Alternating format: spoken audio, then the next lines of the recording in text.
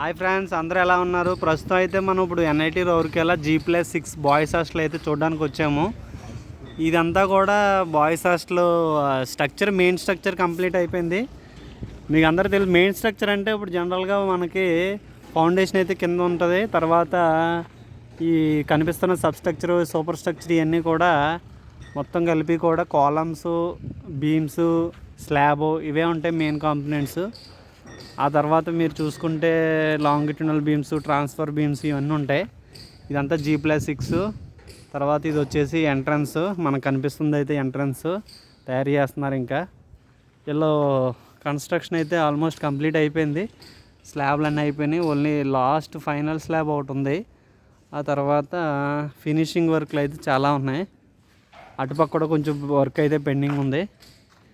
So మనకి ఇక్కడ మీరు చూసుకోవచ్చు బ్రిక్ వాల్ అయితే, ఇదంతా బ్రిక్ కన్స్ట్రక్షన్ అయితే. ఇది మొత్తం కూడా వీళ్ళు వాడే బ్రిక్స్ కూడా ఇవన్నమాట. వీళ్ళే మ్యానుఫ్యాక్చరింగ్ చేసుకుంటారు బ్రిక్స్ కూడా.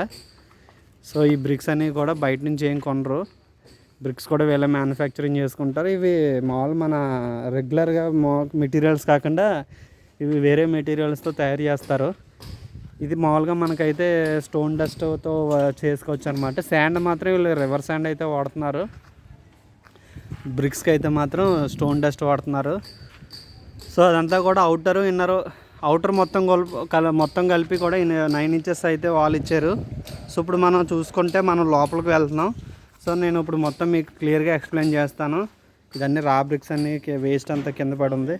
సో ఇప్పుడు ఎంట్రన్స్లో ఏముందో నేను మొత్తం ఎక్స్ప్లెయిన్ చేస్తాను.